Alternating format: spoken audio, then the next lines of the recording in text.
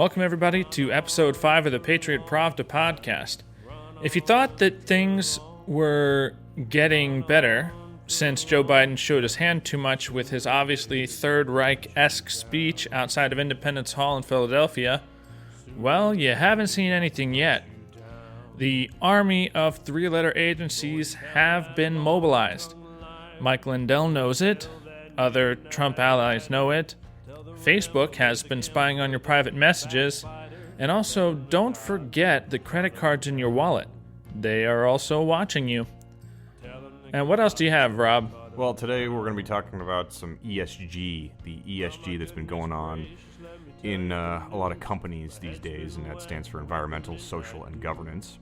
We'll talk about what that means, what that is. We'll kind of break that down. And then electric cars. What do they mean for the future of the United States, and are they realistic? Yeah. Are they a realistic goal? Mm-hmm. I'm Luke. I'm Rob. And welcome to the Patriot Pravda podcast. Oh, yeah. All right, so now we're recording. We're back. Well, it's good to be back after a couple weeks. Yeah. We've been away. We've been busy. I've been working on some other things, some side projects for Patriot Pravda podcast. We have some new content that'll be coming up as well. And yeah, we're excited for it. So we have today a couple of things. First off, I'd like to start with something interesting that happened since Biden had his speech there outside of Independence Hall. That was eerie, wasn't it? Yeah. I mean, it just looked like something straight out of a movie. Yeah, I've seen a couple different edits of someone they've done. Yeah, I was looking at it and I just like scratching my head. I just couldn't quite believe what I was seeing. Yeah, it's kind of unreal what's going on now. And well, anyway, after that happened, after that took place, and I personally, when I saw that, I thought I was like, that's it, folks. That was the call to. I mean, because right before that, we had all the news about all these three-letter agencies beefing themselves up. We had the 87,000 IRS agents, the increased budget for the IRS, and we kind of dug into it on a previous show where several other, three-letter agencies or government agencies have been slowly beefing up their intake of money so they could buy things like guns and ammo and hire new personnel and contractors and and so I think that his speech was really the all right, let's start doing this kind of speech, and we saw that because directly after that they started going after President Trump and Trump allies, so not just Trump, which is one thing, but going after his allies as well. They followed Mike Lindell. They got a tip. Mike Lindell was out on a hunting trip, or a fishing trip, rather. There was duck hunting. They were duck hunting? Mm-hmm. Yeah, so he was out on a hunting trip, and he decided to stop at Hardee's to get some food, which is interesting because you think this guy's a millionaire, but hey, you eat some Hardee's too. Hardee's is Hardee's, man. Especially when you're out hunting, putting in the dirty work and getting things done, bringing home some food. If you're not successful, it's nice to stop at a warm place, get a warm meal, especially when you've been outside all day. And it was really funny. He was saying that they were sitting in the drive-thru, and then a vehicle pulled up right next to them and boxed them in from the side, and then several other cars pulled up around them and stopped them. And he said, I had kind of one thought in that moment, and that was, these are either the bad guys or the FBI. Turns out it was the FBI. And they confiscated his personal phone. And he was like, hey, I don't have a computer. This is all I have. This is how I run my businesses, or from this one phone. And I took it anyway. So it's been kind of crazy. Yeah, they took it, and I guess, he was trying to talk to him and, figure this out, be like, do you realize what you guys are doing? Do you actually understand what you are doing. Mm-hmm. And I'm not sure if that message made it through or not. I mean, of course, they're on the job. Maybe they go home and they think about it a little bit deeper. But they're there. Needed to do their job. I mean, I suppose they could have outright refused to do it at that point in time. But Mike Lindell is a Christian man, and I guess towards the end of the interaction, he did take it upon himself to minister to them, to witness to them, about Jesus Christ. Yeah, which is an awesome. Yeah, it's better than I would have to been, his character. Yeah, honestly, I probably would have been quite upset to the point where I couldn't have done that, or I wouldn't have wanted to, and that speaks to his character volumes. Yeah.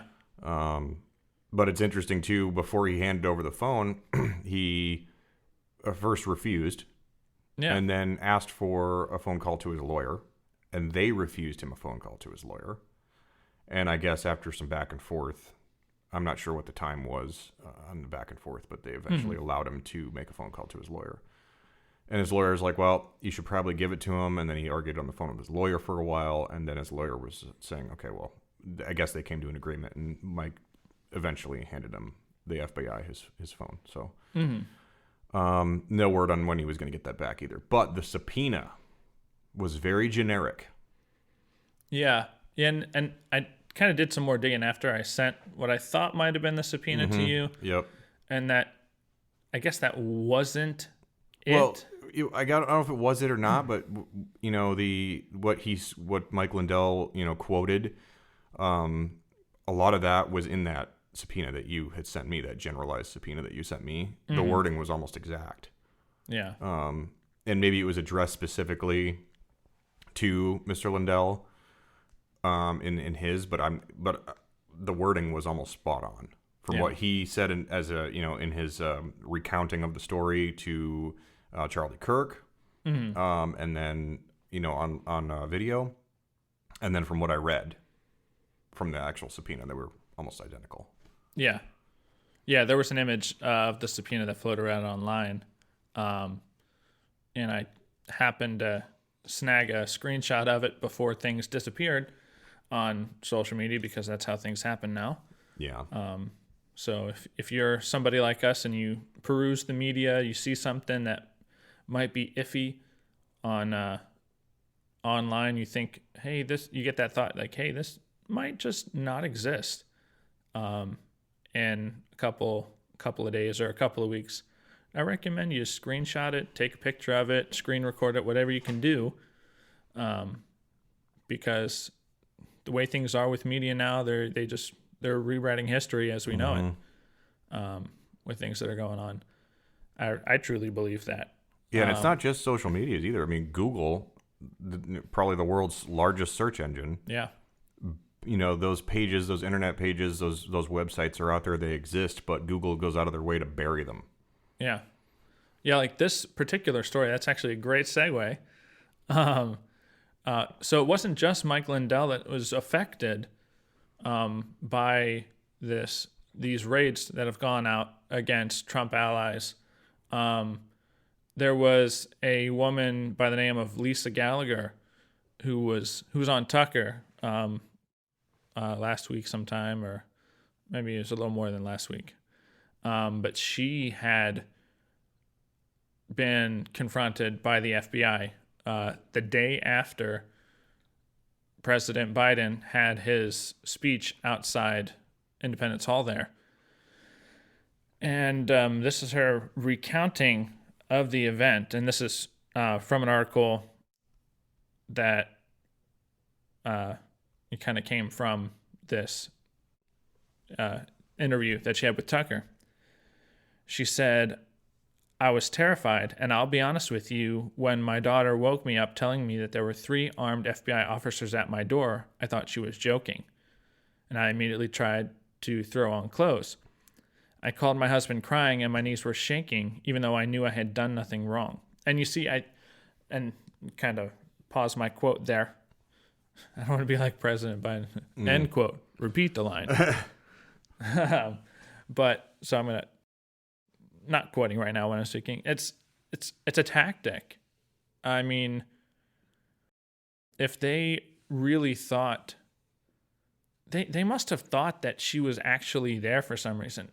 Why else would you come to a average everyday normie's house in the middle of the night with armed FBI officers knocking on a door, confronting you, other than intimidation? Yeah. Like, That's 100% intimidation. yeah. I mean, they had to have known. If they were given a tip that she was there on the night of January 6th, they would have known that long ago. Yeah, because they had face recognition software when they were going through the FBI, all the footage from January And 6th. geo-tracking for cell phones. Yeah. I mean, maybe she was one of the ones that left. I mean, that could have been what they were thinking was, okay, well, maybe she left her phone, but, I mean, that just tells you how, quote-unquote, serious they take this. Yeah. That they're following up on every little lead, whether it's verified or not. And this is probably just some bitter neighbor or associate who just wants to, mess with her. Yeah, it was an anonymous tip. I mean, this is almost akin to swatting. Yeah. Oh, yeah. Or this is akin to swatting. It's not swatting, but it is along that same line. Yeah. So the FBI on anonymous tips are going out to people's homes that are accused of having been there for January 6th.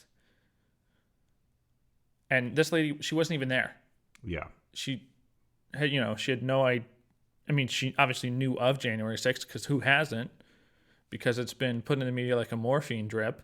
Yeah. But she was not there, and someone anonymously reported that she was there. But the thing is, I think the FBI knew she wasn't there. Yeah, they had to have, because they've already done their quote-unquote homework on all this stuff. Yeah, they had been investigating and searching and using facial recognition software on all the footage, so they know who was there on January 6th. And so you're telling me that they, off of anonymous tip, just thought, oh, maybe she was actually there? Or do you think they were going there at night, in the middle of the night, to intimidate a woman into falsely self-incriminating herself into saying I was there? Could be. I mean, I wouldn't put it past them at this point. I mean, allegedly. Let me say that now. Allegedly. This is just my... Yeah, we're I'm just spitballing here. Yeah, trying to, throw things at the wall and see what sticks. But, I mean, yeah, well, why else would they do that? Yeah, it makes no sense. I mean, that really begs me to wonder, I mean, who are these people? Who are, not just the upper echelon of the FBI, but who are these people that go and knock on the door at 1 o'clock in the morning or whatever time it was? Who are they? Yeah, I'm all about respecting, police and authority when they're doing good work and when they're actually following the law. But and we both served as some type of authority figure, whether it's a military branch or with the police force or as an agent. Why would you not question when you get an order like that? Yeah. Why would you? I mean, you're not supposed to question your authorities necessarily, especially when they're giving you a lawful order. But when they give you an order like, hey, we don't know if this woman, she could have been January 6th. So how about you go to her house in the middle of the night armed and knock on her door? Yeah. And scare the living daylights out of her family. Like, are you that naive to think that it wouldn't be frightening? As prior soldiers, I mean, you were a Marine and I was in the Army. I mean, I can't really think of an order that I was given that was sketchy, because those up in command weren't going to give those orders that were, grayish. I mean, it could have been something for me like, well, we think this, building over here has potential Taliban in it. Okay, well, where's your evidence? Have you seen weapons moving in and out? Have you seen drug paraphernalia? Have you seen known individuals of Al-Qaeda or Al-Khani going in and out of this building? No, we haven't seen any of that. Okay, then maybe they're just doing, maybe they're just farmers. Maybe they live there. I mean, you'd have no authority to go and break down that door at that point. Yeah, and we might have been lucky enough to have leadership that were good. Yeah, and I mean, our rules of engagement too. I mean, we couldn't fire at unless we were fired upon. Do you see that kind of ROE happening here? Largely, not with government no. agencies. Not No. a chance. Largely, no. The IRS will crucify you in a minute Yeah. if they think that you've done something wrong. So it's just, yeah, there's no substantiating. We had to have substantiating evidence, and a lot of the times it was dangerous substantiating evidence in order to, return fire. Yeah. Oh, yeah. And so, if we had done half those things with our rules of engagement over there, like if I just was like, oh, I think that guy's going to fire on us, but he hasn't done it yet, I'd be in jail. Hands down. I mean, there's stories of snipers that can't take shots. They have a visual of somebody with some type of improvised explosive device standing in a crowd of people, and they can see it. That was me. I've seen it happen. I saw them planting an IED. I'll leave this, more or less as to where it was unknown. But I saw it happening, and I reported it, and I could do nothing. Yeah. Because nobody was actually in danger at that point in time. Yeah. Yeah, I mean, yeah, I've heard other stories where people are actually in danger, and they say, no, don't take the shot. And you're like, well, why? But that doesn't happen Yeah, I wasn't here. allowed to take the shot. Yeah. I could have. Yeah, oh yeah. But that doesn't happen here. You don't have FBI agents or FBI leadership, for that matter, that goes, wait a minute here. These are American citizens. That doesn't exist anymore in any type. It doesn't seem. Let me not speak an exclusive statement. It doesn't seem that exists anymore. Yeah. In this government. That let's not claim that all American citizens that didn't vote for the one guy in office are criminal domestic terrorists. Let's not assume that. I mean, no one says that. What gives them the idea that we all are, too? I mean, honest to God, how are they automatically assuming that we are all this? I mean, what, we just now all of a sudden magically live in a country that half or the people that voted for Trump are domestic terrorists? Is there any substantiating evidence? No. Yeah. But it's somehow we're in this brainwashed society, clown world right now, where everything's up is down, left is right, right is wrong. And like, for example, we had this woman that has trouble, Mike Lindell, all those shenanigans. It also came out recently that the FBI was working in collaboration with Facebook, and Facebook has been admitted to spying on people's personal messages after or since the 2020 campaign, the 2020 election. They've been spying on people's private messages that showed to have some type of, if anyone had any type of anti-government sentiment or had any idea that maybe something was wrong with the 2020 election. And so Facebook, I repeat myself, FBI, Facebook, it's the same thing now. Same thing now, yeah. But Facebook was flagging these messages. These are private messages, personal private messages. They were flagging these messages and then sending them in some type of redacted form. I don't know what that means, but has been sending them in redacted form to the Domestic Terrorism Operational Unit of the FBI at FBI headquarters in Washington, D.C. without a subpoena. They weren't subpoenaed for this information. And so they're just data dumping information that they flagged as potentially harmful, and knowing Facebook in their liberal bent of banning false information, you could have said, man, I imagine you could have said, I don't like Joe Biden. I think something happened. And then bam, private message flagged, sent to the FBI. Yeah. And are watching you. I mean, we've had Facebook conversations where we're like, oh, Big Brother's watching. Yeah. Yeah. The other day, I didn't tell you, the other day we have an Alexa at our house, and we have an Alexa Blink camera and we use it to watch our dog when we're gone. And the other day, it has a light in the front of the camera that turns on when it's recording. And the other day it was on, and we were home, and we saw it, and we're like, why is it recording right now? Why is it on? And so we turned it around. Yeah, I never liked those things, and I don't think I'll ever have one in my house. I mean, if they're gonna watch me, they're gonna watch me. As far as I'm concerned, you're gonna spy on me, I will. You're not gonna enjoy watching that video. I'm sorry. I just don't want it. I just don't want it. Now I have, like a home security system that has cameras outdoors. Mm-hmm. I do not have cameras indoors. Yeah. I won't. Yeah. No, then that's reasonable. I mean, I wouldn't have wanted to, but I want to also watch our dog. Yeah, and I understand that. Yeah. So I have cats, and they'll do what they're going to do anyway. Oh yeah, they don't care. Yeah.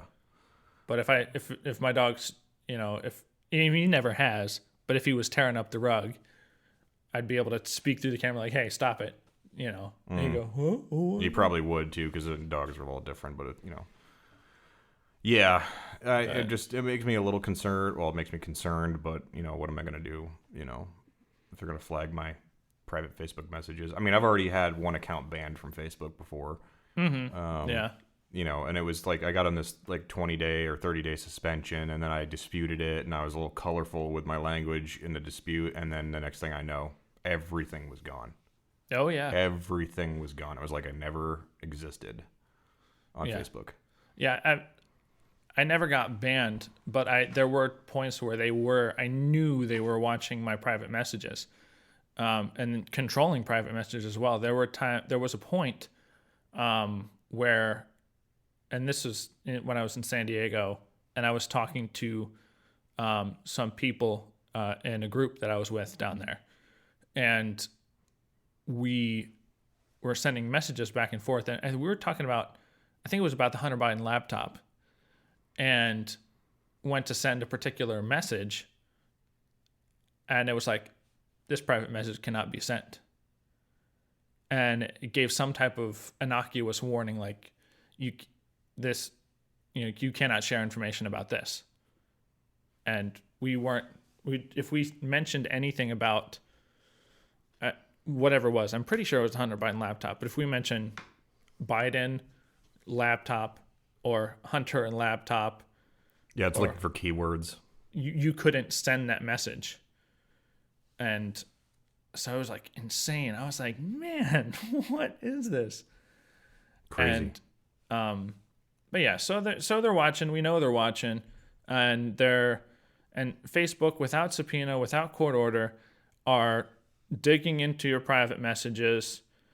Forget about the First Amendment, and then giving potentially incriminating evidence and giving your personal information to the FBI. Now, obviously, if you're not doing anything wrong, they shouldn't be doing this. Yeah, they don't really have a leg to stand on when it comes to that, because I'm sure that 99.9% of all the messages that they've potentially flagged and sent hold no criminal bearing. I mean, it falls within the First Amendment.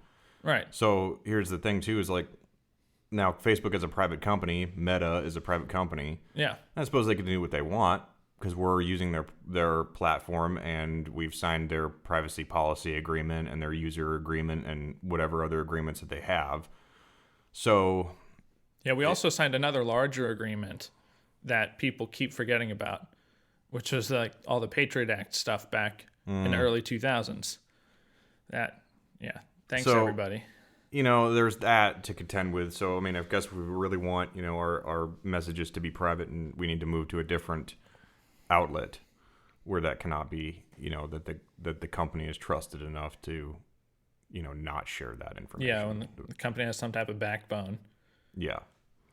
But yeah, so FBI, and again, you thought it might have been getting better when it became obvious for a minute there that things are not right. And And they Everything it's went, still obvious, but they're still playing their hand. They're still doing it. yeah, it's out in the open. And for a second there, it got quiet when everyone started going, wait a minute, this is bad. And it seemed like there was maybe just a minute flicker of awareness. Yeah. And then that went away overnight. Yeah, but Because they people are pigeonholed still everything. people are still aware of it though. You know, they're not just because, there was a brief silence on the side of the government agencies doesn't mean that, the American people, didn't, they forgot about it. I hope you're right, because I'm a little more cynical these days. Yeah, as am I, but at the same time, my life is not in my own hands, I guess you could say. I mean, I can't add another breath to my own life no matter what I did. Right. Or do. Yeah, and I say this all because we're just all in all subverting our rights. Constitution, Bill of Rights, First Amendment, Second Amendment, doesn't matter. And I mentioned Second Amendment because another thing that has come out recently is that all the big credit card agencies have decided that they're going to now start flagging purchases from gun stores with a specific code that'll designate this is a purchase from a gun store. And oh yeah, guess what? They're also data dumping all this information into these government agencies. Yeah. Unasked for. We know they're sharing. They haven't come out and said, "Hey, we're sharing this information," but it's been made clear through other means that they are sharing this information. Yeah. So, is it only a matter of time now before it becomes illegal to purchase a weapon with cash? Is that even something they can do? Maybe not with cash. As of right now, that would be hard. I think the easier route that they would take as far as cash is just, and what I think they're trying to do is force everybody into a completely cashless society. Oh, yeah, I think they've been trying that. And a lot of the credit card companies have been after that. Privately, a cashless society, because obviously it makes them more money. But right, and in San Diego, there was a moment a while there where they were not. You had to give exact change when you were purchasing something because they were not going to give you change. A lot of the stores in the local area said that there's a change shortage. Everybody had signs on their doors saying that there's a change shortage, and they're not going to give you change. Yeah. Change shortage. I did not believe that for a second. Find that hard to believe. Maybe you could argue that the armored car companies were cutting back due to COVID. Possibly. And they weren't doing their very many routes. They were cutting back on the routes. And coins are heavier. Yeah. And so, it takes more manpower to move that around. So, I mean, there is, I guess, an argument, play devil's advocate here. I guess there's that. But yeah, I don't, there was never a shortage of coins. I think it was the disbursement of coins. Right. But that's not how, like, if you told people that, we're having trouble transporting. Yeah, that could have been, we're just having trouble getting our armored car services here to deliver change. Right. But why do you have to, like, give out this big lie to all the stores, and all the stores say the same thing, have the same piece of paper printed out and put on their thing? Why? And it's like a state government, this is what's going on, just so you know. Yeah, no, I get it. And it's not like we're minting coins and they're one-time use.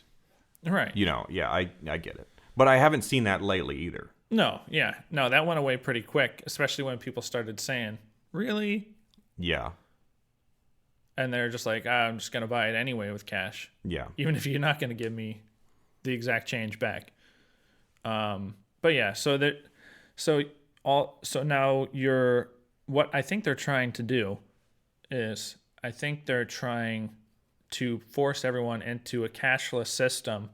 And then from there, and I'm just guessing, this isn't substantiated, but just a prediction, that from there they will control what you can and can't buy through your card. I mean, some payment sources have already done this. I think Square or PayPal or some of these other like Chime and some other things have said that you will not be able to use their payment services to buy weapons, or to buy guns.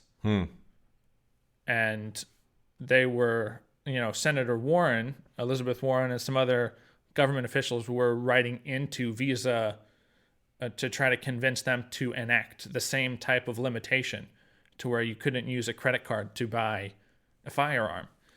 Yeah. Well, that doesn't bother me so much because, I mean, if you got the cash, and you want to go make a withdrawal, it's, who are you to say, oh, I'm going to go buy a, $1,400 vehicle or a $1,400 gun.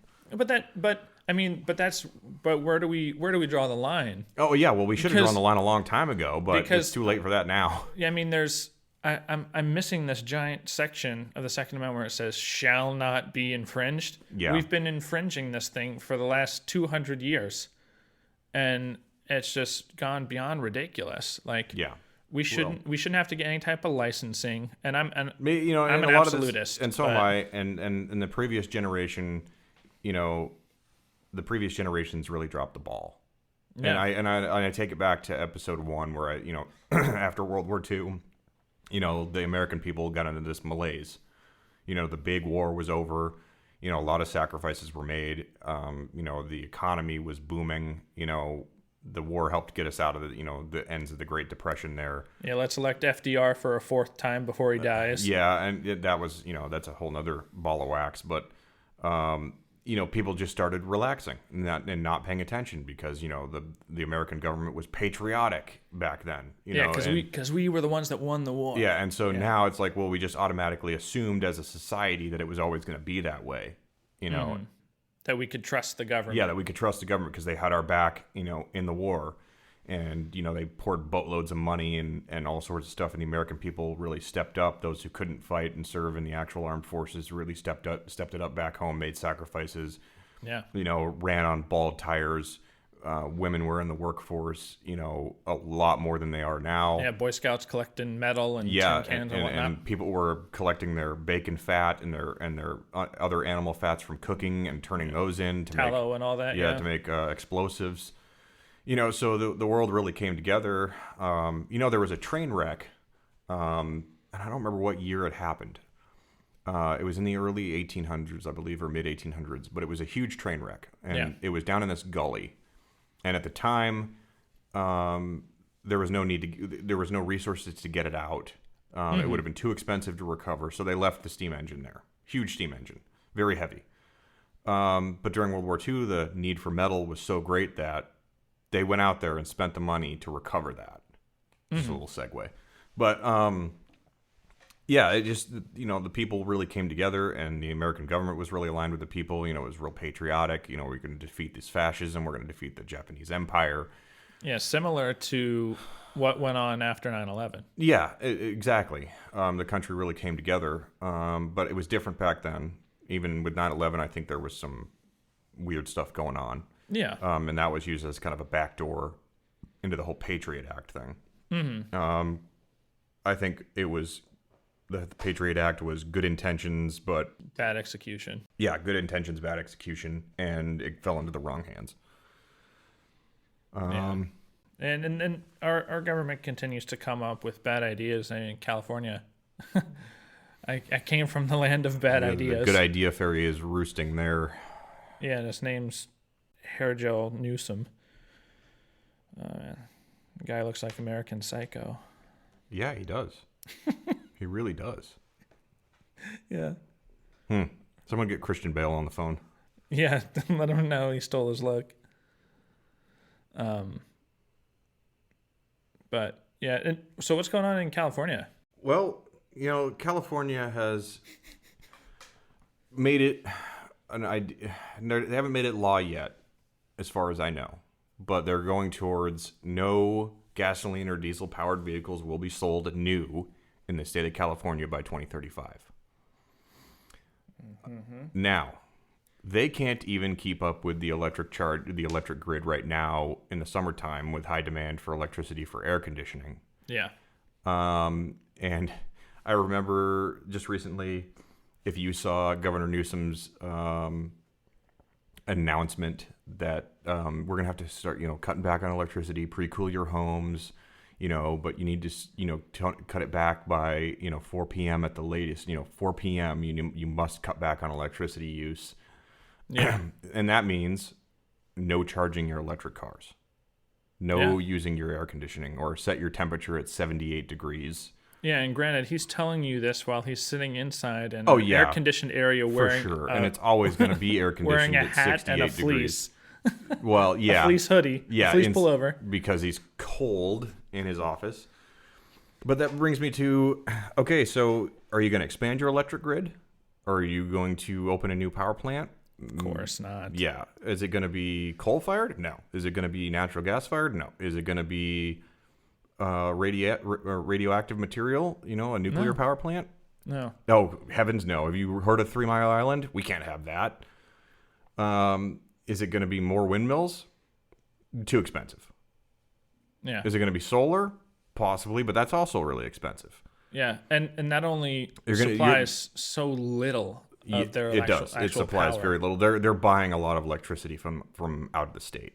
Yeah, and we had to, when we lived there, we had to deal with all the brownouts. Yeah. And we're going to cut your power. Wait a minute. I got, I just got food in my fridge that I bought. Right. And there goes all my food. So where's the other demand going? Oh, it's going up to, the, Hollywood Hills and, the state government offices that are, they're not going to tone their AC usage back. No. So that brings a problem. If they're only going to sell, electric cars by 2035, no more hydrocarbon vehicles. Now that does mean, new vehicles. You can still sell and buy old, used gasoline-powered vehicles and diesel-powered vehicles. But brand new from dealerships, no more gasoline or diesel.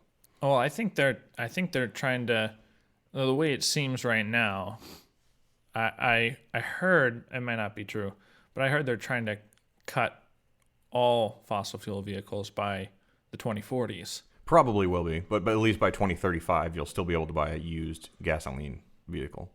Yeah.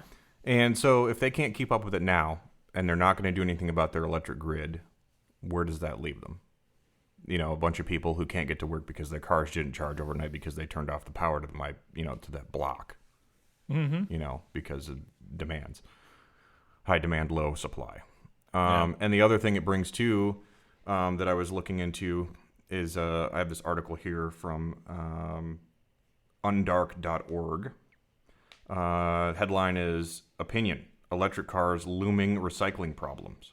Financial incentives to recycle spent electric vehicle batteries are eroding. That could spell environmental disaster. And what it is Tesla in particular announced that they're trying to get the cobalt out of their batteries so that they can reduce their car prices by a lot. So they're trying to get, their cheapest car offering would be $25,000 for a brand new electric car with a battery that doesn't have any cobalt in it. But that will be a game changer. It says here, Tesla announced that it would be phasing out the use of cobalt in its batteries in an effort to produce a $25,000 electric vehicle within 3 years. If successful, this bold move will be an industry game changer, making electric vehicles competitive with conventional counterparts. But the announcement also underscores one of the fundamental challenges that will complicate the transition to electric vehicles. Without cobalt, there may be little financial incentive to recycle the massive batteries used to power the cars, and that could lead to an environmental disaster. So, as it stands right now, regular lead acid batteries are recycled. You can recycle them. The lead is, they're separated and the lead is reused. Now, the cobalt batteries, obviously they're recycling those, and there's a financial incentive to get the cobalt back and reuse it or use it in other industries that cobalt is in demand for. But now, what are they going to use in it? And these batteries are not, your AA batteries. They're highly volatile. They actually, if you're familiar with these electric cars, these batteries get so hot they have their own cooling systems. Mm-hmm. So there's coolant that's being pumped through the batteries to cool it down. Well, let's say you have a coolant pump failure. Well, that happens a lot in gasoline vehicles. You do have a coolant pump failure. Your engine may overheat, but it's not going to necessarily burst into flames and continue bursting into flames. Now, I've cited some. There was a firefighter who had, I think it was a fire chief who had written an article. He said, an average gasoline car fire takes me about 400 gallons of water to put out. You can carry that on a tanker truck. Now, with these batteries, they're having to use in excess. I think one of the statistics stated was over 8,000 gallons of water is needed to be used. And they've, these car companies have outpaced firefighting capabilities. You're going to have to start using, almost like a foam to put these out, almost like you would in an aircraft hangar or something like that to put out, jet fuel fires. And so a lot of these fire departments, especially little town fire departments that have low budgets or are strictly volunteers with older equipment dating back from the 80s, they're not going to have the capability. What are you going to do? You're going to have to buy a 10,000 gallon tanker truck, dedicated tanker, to go roll to these. Okay, what kind of car fire is it, ma'am? Oh, is it an electric car or is it a diesel or is it gas? Oh, it's an electric. Okay, well, roll out the 10,000 gallon tanker then, because we're going to need all this water to put it out. And then let's say you get it out. Yeah. Okay. And it gets towed to a junkyard. There's been other cited incidences where these cars get towed to a junkyard. They get put in a pile because now they're totaled. They're junk. They burst into flames again because the battery is still in there. The battery is compromised. Some of the cells haven't been ruptured yet, but now they're deteriorating. Yeah, There's still residual heat. It's an explosive. Yeah. And so now they're bursting into flames again. There was one that the junkyard had to pull into the middle of the lot because it burst into flames 3 more times since the initial fire on the road. Which then, not only the first time that it caught fire in the junkyard, burned their other cars, which had good parts on them that they were going to, resell. Yeah. Which is essentially recycling, the previous car. It, burned up some of their potential resale stuff. So that's why they ended up pulling it into the middle, not only so that they could get away from their other cars, but also so that the fire department could have access to just dump as much water on there as humanly possible. And then, also the fire. What are those? What is the fire giving off as a byproduct? Yeah. What other chemicals? What other gases are coming out of there? They're not. Your typical now.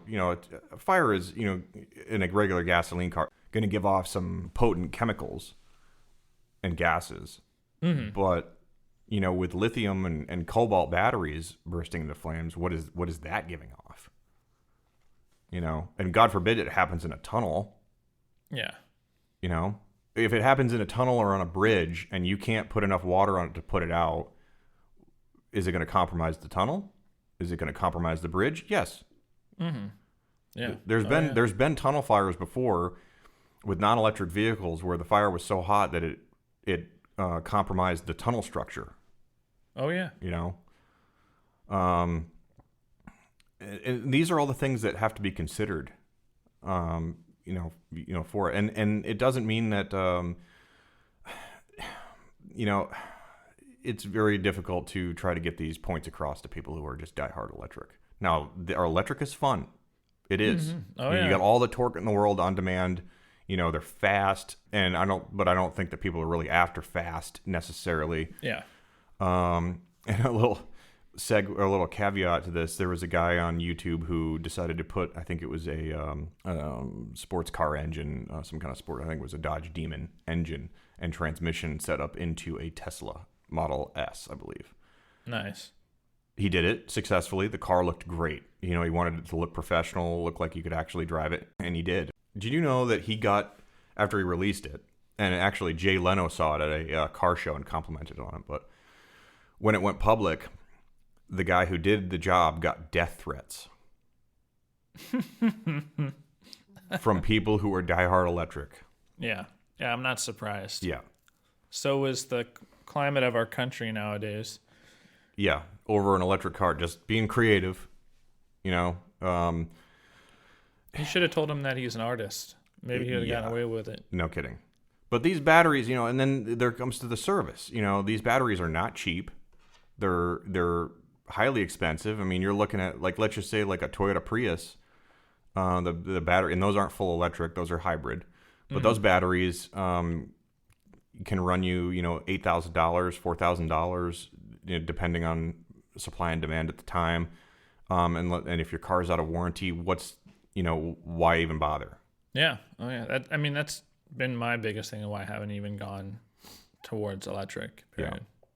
Yeah. Yep. It's just not worth it for me. I just try to stick with a high mileage count, small 4-cylinder gas engine. Mm-hmm. It's really funny too. Tesla up here in our great state of Alaska, of course, Tesla doesn't have any dealerships. Yeah.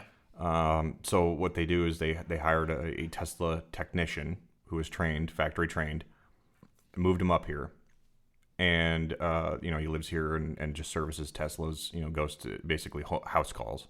Yeah. You know what he drives for a service vehicle? Probably a Ford truck or something like that. Yeah, a Ford van. Yeah. Yeah, it's really funny. And a lot of them. So Tesla had bought a bunch of company vehicles for their technicians, and they're all those Ford Transit vans. Yeah. Oh yeah. Yep. That's great. It's ironic, yeah, but it just, to me, it's unrealistic at this point in time. And I'm a mechanic by trade, and so to me, it's almost personal.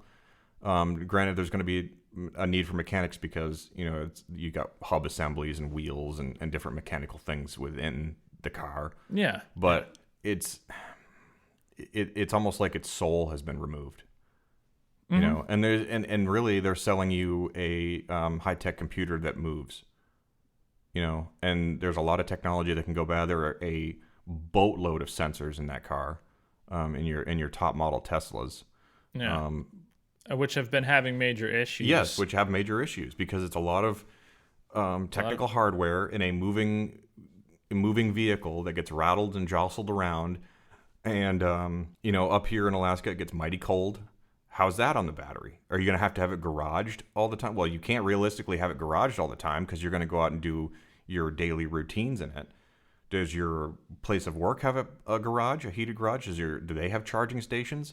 Does your local grocery store have charging stations? I mean, it can get 40 below here in some places. In some places, even colder. Oh, yeah. That's so... In Fairbanks, it can get down to 60 below, and I don't know how that is for the battery. So what they're going to have to do is they're going to have battery heaters. So now your electric car is going to be sitting out there in the cold, charging, maybe not charging, depending on how you have it set up. That battery, that car is going to recognize, okay, now it's getting below the freezing point of this battery for this battery's health. Now I got to kick on the heater. So now it's going to heat the fluid that's normally used to cool it to heat the battery. Now you come out and your car only has a range of 60 or less. Yeah. Yeah, and what are you going to do if there's an issue like that where, unbeknownst to you, it has like a heating issue? Yeah, exactly. And it continues to heat the battery and doesn't stop. Yeah.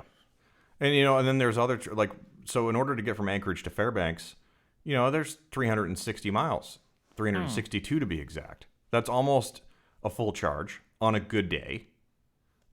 Now you want to drive up there, let's say, in January. You're going to want to have your heater on the whole time. It's going to get cold. That's going to eat into your mileage. It's going to be dark. Light's got to be on. That's going to eat into your mileage. Yeah.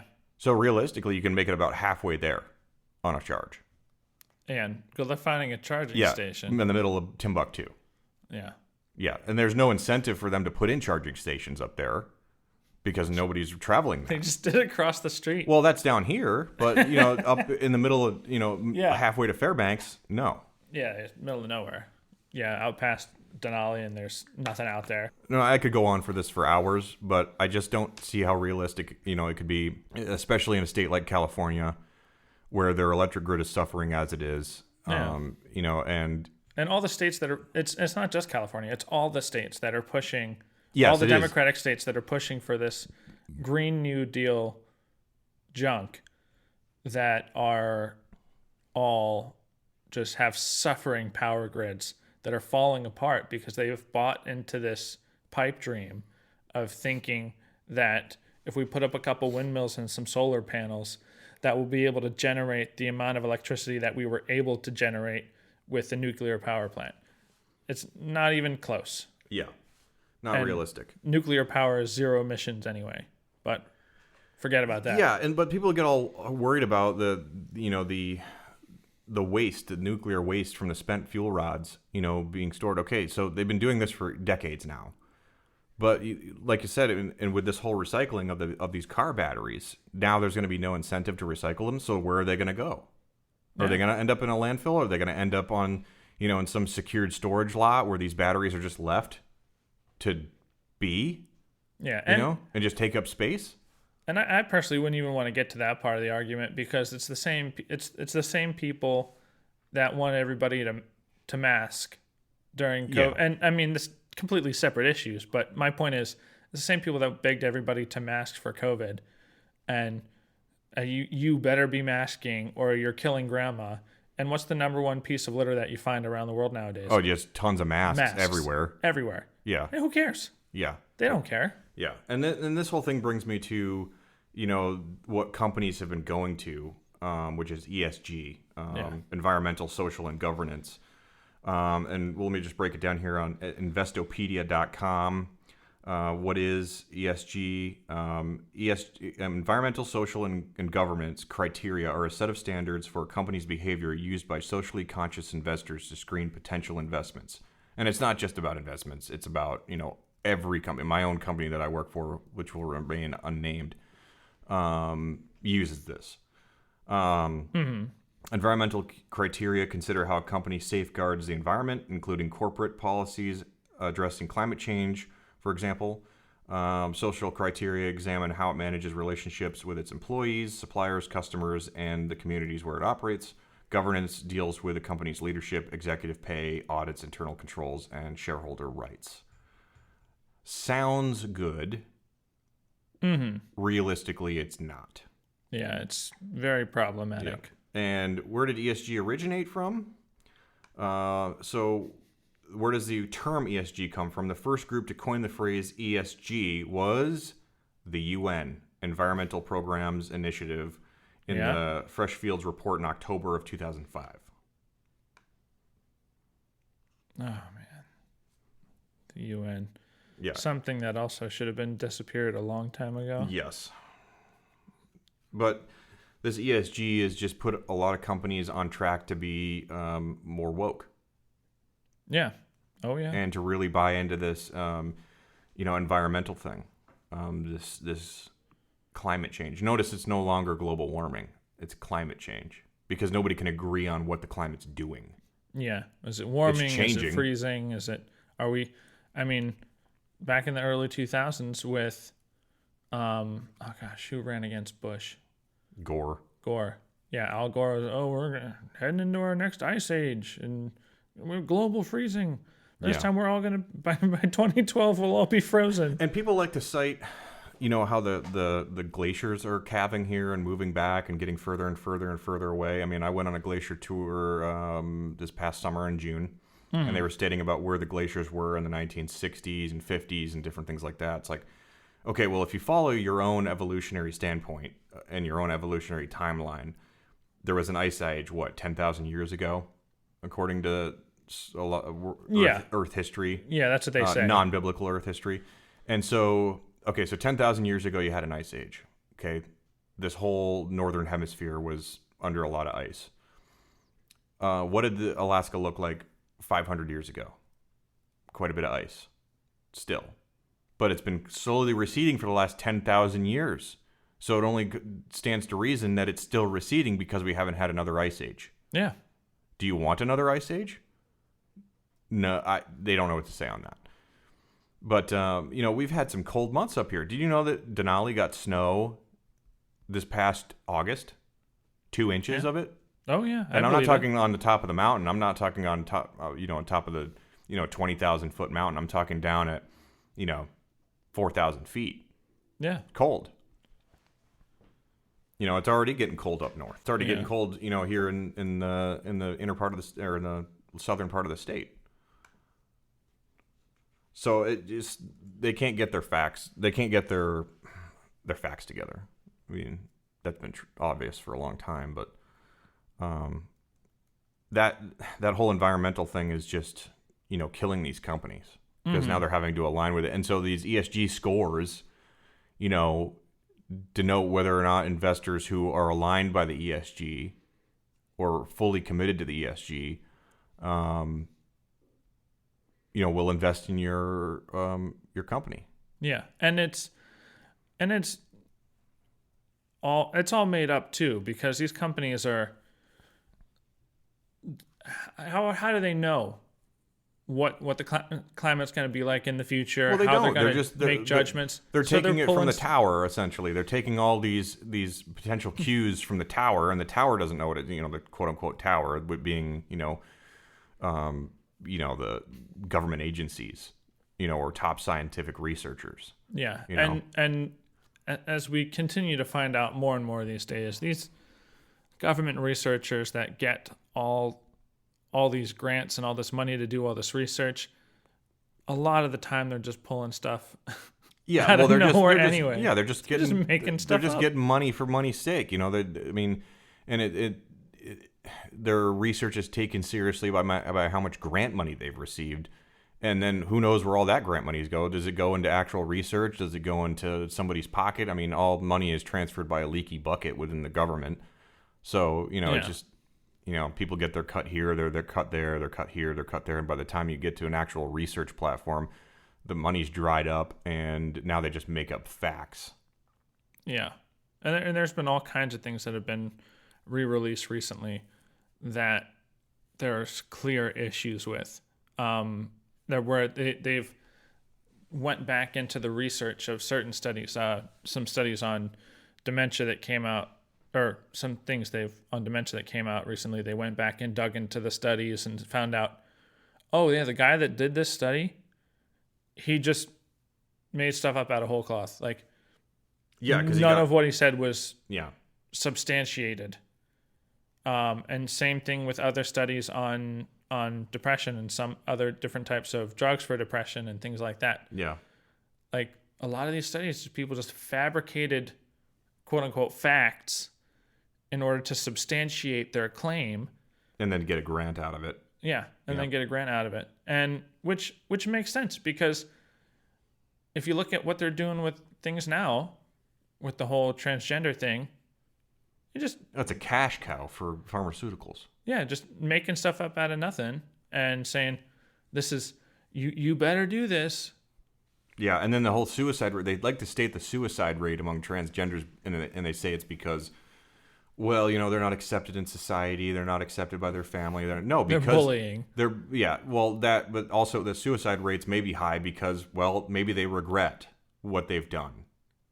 Or they're so tormented by depression, that they can't take it anymore. Well, yeah. So that's the thing with this is, so from what I understand,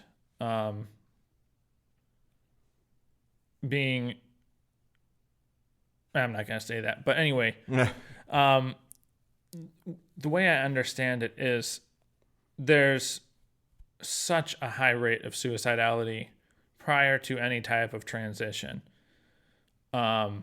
In that transgender, non-binary, gender fluid, yeah, I'm not saying whatever I'm not saying community. that none of the suicides are because of bullying or anything like that. I'm just Right. saying, like, I think they're trying to The play it vast off like majority it all, aren't. and it's not. Yeah, the vast majority aren't, because I think they had it right to begin with. It is a mental disorder, and like what comes with most mental disorders is disorder in your mind. Yeah. So, I mean, it's a thing that needs to be And you get depressed because it's out of whack. Something is out of whack. It's and I think depression comes with that. I think it's just a natural side effect of having gender dysphoria.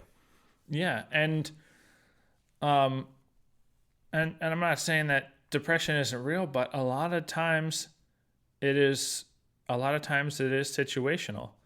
And how are you living? What is your health like?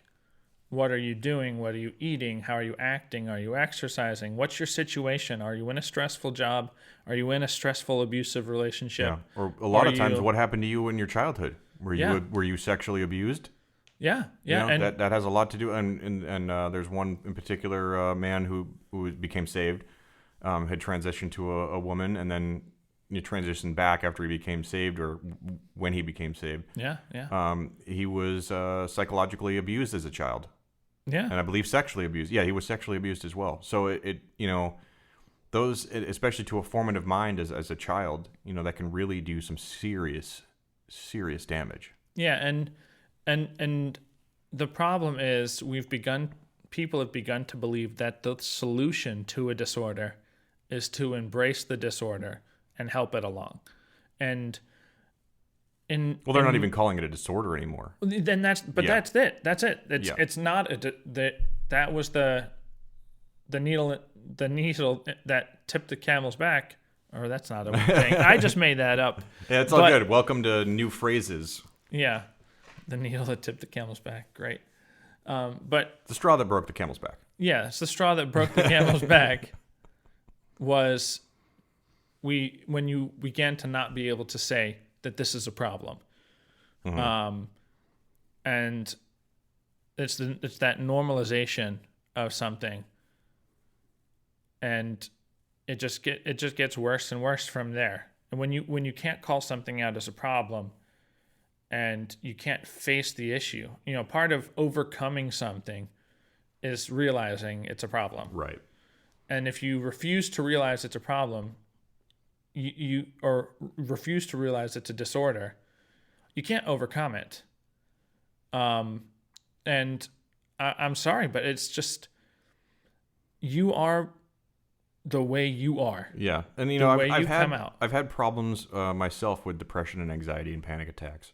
Yeah. And my way of dealing with it was not cloistering myself away from the problems or the things that triggered me. And I hate using that term because it's so much thrown around these days. Yeah. Yeah. But, me too. For all intents and purposes, that's what it is.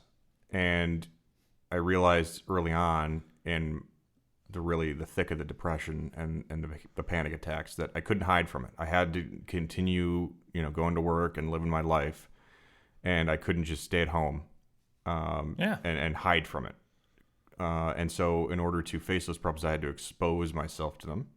Yeah. And I had to really dig deep in order to do that because there was a lot of fear involved. But it's also not deadly. Yeah. To go out into it. Yeah, it's going to be painful in your head. It's going to be, uncomfortable. But, you expose yourself to it a number of times and realize, okay, well, my mind was wrong. There is no threat here. Yeah. There is no reason to panic over stuff here. And it may seem silly. It may seem stupid to somebody else who's going through that. But, to yourself, to you, it's very serious. Mm-hmm. But exposure therapy, getting out into it, and really pushing forward. And, with, my Christianity and believing that Jesus is, my strength and my rock, yeah, I can do those things. I have something to fall back on. And but with also what they've done too is they've just eradicated, religion, not just Christianity. Right. So now people are literally on their own. There is nothing else out there that they believe that can help them because they obviously don't believe that Jesus is real. They don't believe that God exists.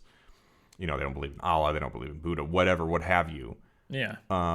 There's at that point they are literally alone, so they can feel utterly alone. Yeah.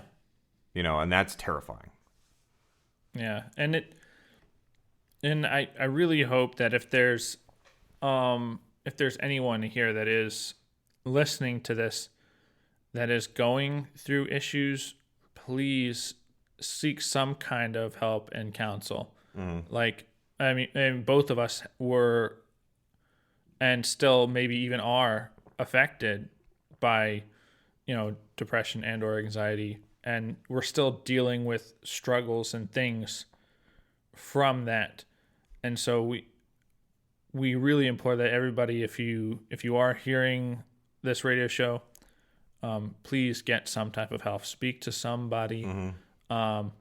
I personally recommend speaking to a pastor if you know anybody of faith. Yeah, or Christian, some sort of Christian counseling online. There's got to be something, because the last thing I want, a lot of these counselors these days, especially, there's been a lot of advertisements for a particular counseling website.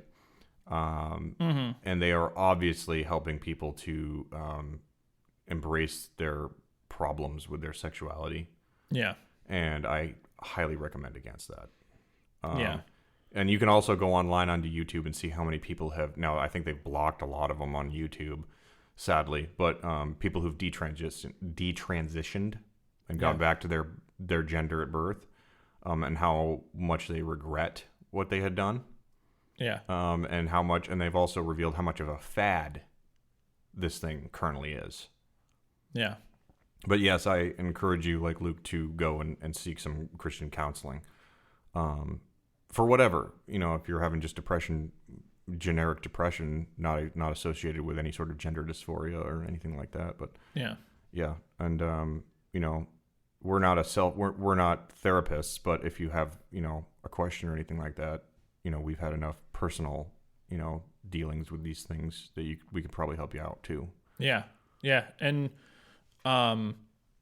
if you're questions about, because I've probably run the gambit of treatment for major depressive disorder and PTSD and things like that. So if you have any questions about that kind of stuff, I'm not saying I could tell you what to do, but I can give you some words of encouragement. Yeah, I can give you words of encouragement, and I can tell you how certain things might have affected me personally, and what I would warn from certain types of treatments. But yeah, so definitely reach out. I went to the VA for a lot of treatment, but I had to take what they said with a grain of salt as a Christian man. Yeah.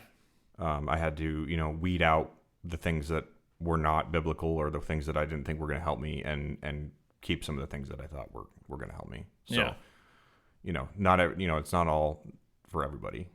Some of it was quite dangerous, in fact. Yeah.